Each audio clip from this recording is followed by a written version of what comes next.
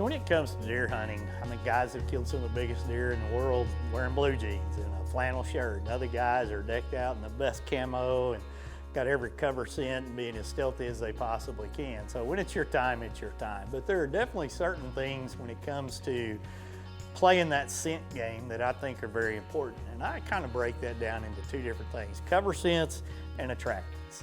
Let's start with the cover scents. I'm a big believer in when it comes to trying to gain every little percentage that I possibly can when it comes to deer hunting. And that's why I like cover scents, whether I'm spraying down, whether I'm putting something on my boots or whatever it may be. But it goes beyond just buying a product off the shelf. You have to kind of, in my opinion, put some things in your favor, especially when you're hunting in those up close means and methods. A compound bow, a crossbow, a handgun, basically anything that's going to get those deer right in your lap.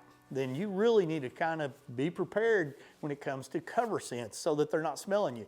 We spend a lot of time hunting in hot conditions, whether it's early season in Kentucky, whether it's in Kansas, whether it's in Texas. There's a lot of times I have spent hunting in 80+ degree weather, sometimes into the hundreds.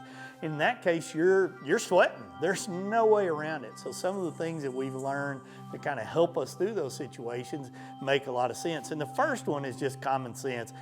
Plan your way in and out of your hunting area so that you can leave as least amount of scent as you possibly can. I still remember to this day a big deer that we tried to hunt in Kentucky. We didn't really understand where our stand was. It had been set by somebody else and we were trying to sneak in there, walked across the food plot, and sure enough, the deer came in there, smelled them, boop, they were gone. They smelled our feet when we were walking in. Big mistake on my behalf. I knew better than to not have rubber boots on, but on that trip, I didn't put my rubber boots on. So if I'm walking into an area that I know I'm gonna have to cross locations that the deer might cross, I want to wear my rubber boots. Now, I'm not saying you gotta climb up in the stand with them all the time, because a lot of times I'll actually take them off when I get there, put my lightweight boots on so I'm more comfortable up in the tree, but I'm trying to eliminate tracking scent. I may have bought gas in those boots. Who knows what else? I may have put them on and I'm tracking something that those deer don't need to smell, because a deer's nose is incredible. There's millions of receptors in there. They pick up scents that we don't even know are out there. And if it's anything that is unusual to their area, they're gonna go on alert. And when a deer goes on alert, basically what's happening is you've got one strike against you. They smelt something. They smelt where you walked. They smelt a change in the wind, the sweat off of you, or whatever it may be. And they're gonna raise that head up and they're gonna start working that area. They're gonna start sniffing around. You'll see them. They're really looking at it.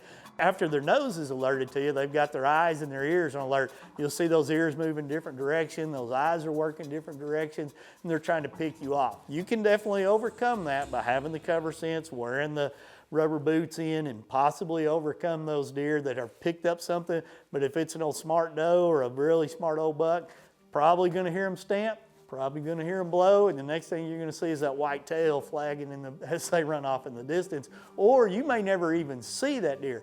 I've had many hunts where they pick me up a long way away and they start blowing. I'm like, what are they blowing off of? Well, the thermals or whatever it may be have lifted our scent to them and they've picked us off. Next thing that's going to get you in a blind is the sounds that when you're out hunting. A lot of times our hunting opportunities are in low light, early morning and late evening, and that's often the times when the wind isn't blowing as much to help cover or force our scent one direction as well as cover our sounds.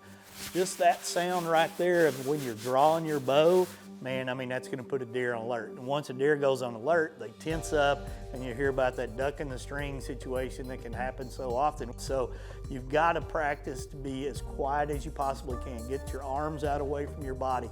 Pick the right clothing. When you walk through the Bass Pro Shops or Cabela's store, put your hand up there and grab that camo, run it across, ruffle it a little bit. If it's super quiet, that's the stuff you wanna pick up to go bow hunting.